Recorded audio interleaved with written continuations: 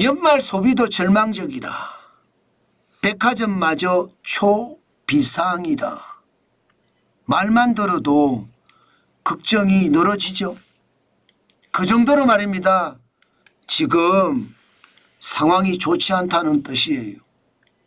연말은 일반적으로 특수가 있습니다.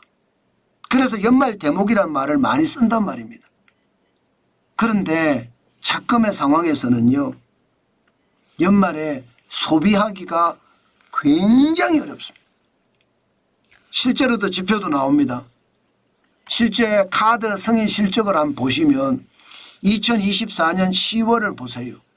10월에 1.7% 성장하는 데 그쳤습니다. 물론 마이너스는 아닙니다. 성장은 했습니다. 1.7%. 그렇지만 과거에 카드 승인 실적이 늘어난 것을 보면 1.7%는요 최악의 숫자입니다. 사실 코로나 팬데믹 때만 하더라도 이게 재난지원금을 뿌린다든가 혹은 뭐 손실보상금을 뿌려서 카드가 말입니다. 2020년 6월에는요 11%가 카드 승인 실적이 늘어나기도 합니다. 그리고 2021년 12월에는 17.2%가 늘어나고요. 2022년 1월에도 17.7%, 심지어요 2020년 5월에는 20.7%가 늘어나기도 했습니다. 물론 손실보상금이나 재난지원금을 줬기 때문이거든요. 뭐 과거 코로나 팬데믹 때 3월에 마이너스 4.3%, 4월에 마이너스 5.6%, 뭐 이 정도는 아니니까 1.7%도 괜찮지 않나 이렇게 이야기는 합니다.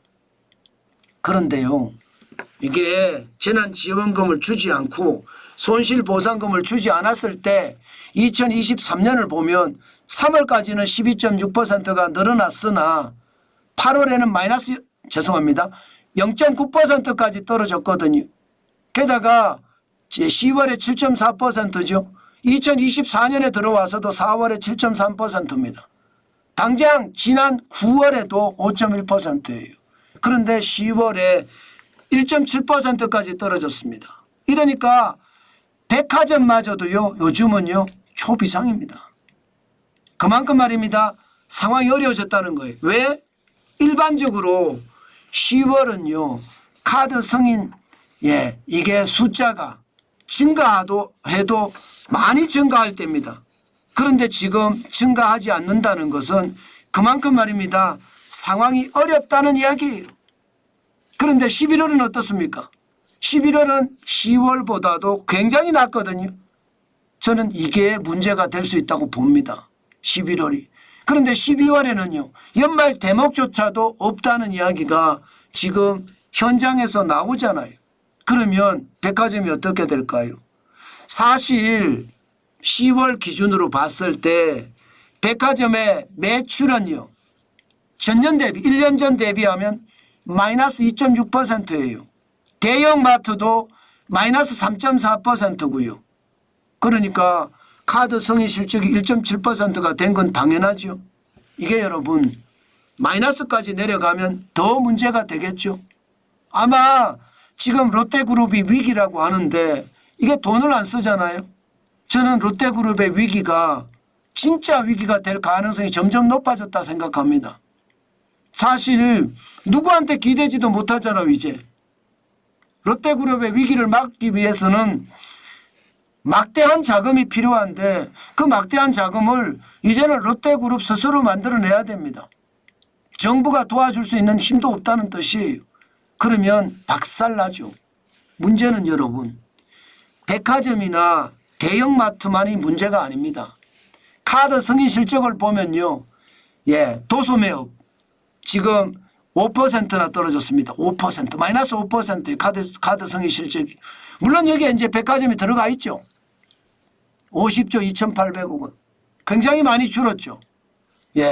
다행히 운수업이나 아니면 숙박 음식업, 게다가 여행업, 교육 서비스업, 보건복지업, 스포츠 관련된 여가 관련 서비스업 요것만 마이너스 0.9%고 다 플러스입니다.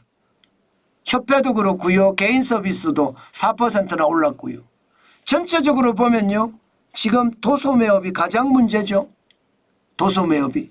먹는 거는 그나마 0.4%가 늘어나긴 늘어났어요. 약간이라도 늘어났다는 뜻이에요. 규모가 큰 게 도소매업하고 음식 숙박음식보급인데 이게 말입니다. 숙박음식은 찔끔 늘어나고 말았고요. 도소매업은 왕창 떨어졌습니다.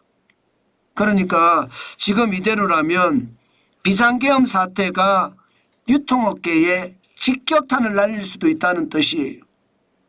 내수 위축이 본격화된다는 뜻이죠. 대형마트나 백화점마저도 줄으면 돈 있는 사람도 안 쓴다는 이야기거든요.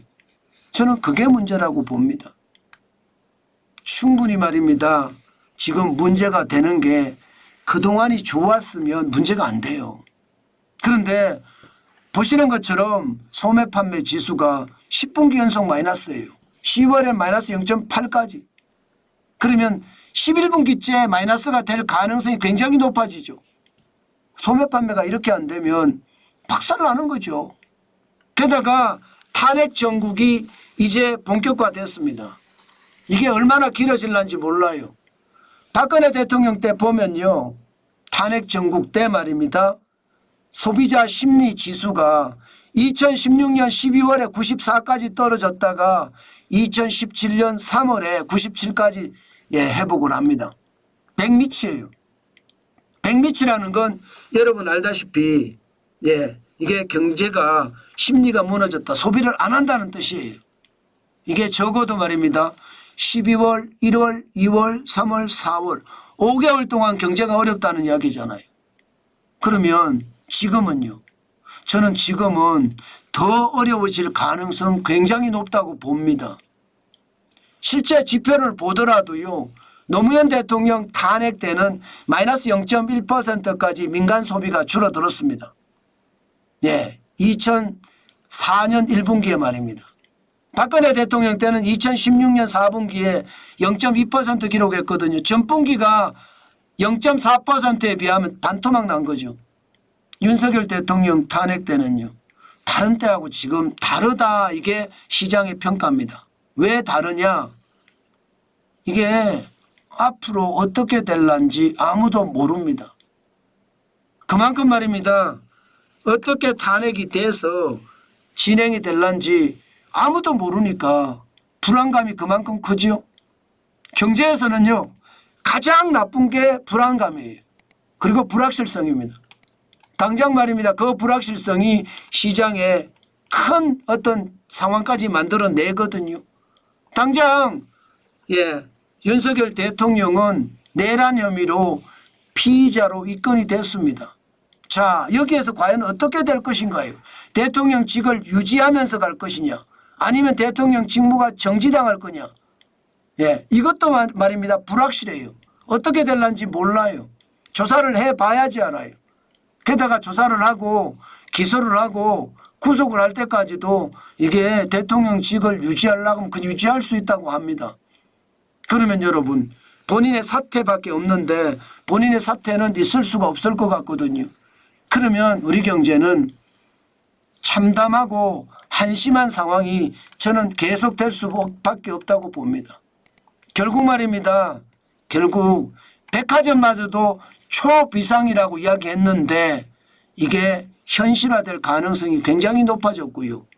문제는 유통업 자체가 취약한데 지금 상황이 길어진다. 돈을 더 안 쓴다. 탄핵 때문에 소비를 더 안 한다. 이렇게 되면 제가 봐서는 유통업계가 와장창 박살나는 것은 아닌가 저는 그런 생각도 해봅니다. 때문에 시장 아주 지독하게 봐야 돼요. 지금은요 단순하게 시장을 봐서는 절대 안 됩니다. 그만큼 변동성이 굉장히 심한 시장이고요. 여기에서 우리가 까딱 잘못하면요 나락으로 추락하는 것은 시간 문제입니다. 여러분 나락으로 추락하기 전에 우리는 우리 건강을 지켜야 되잖아요. 기초체력을 다져야 되잖아요. 그러려고 하면 여러분 정관진 TV를 보시면서 기초체력을 계속 다져가는 훈련을 해야 되겠다. 그 말씀 오늘도 강조합니다. 지식이 곧 힘이에요. 정관전 TV를 보시면 그 지식을 얻을 수가 있어서 기초 체력을 다진다는 의미입니다.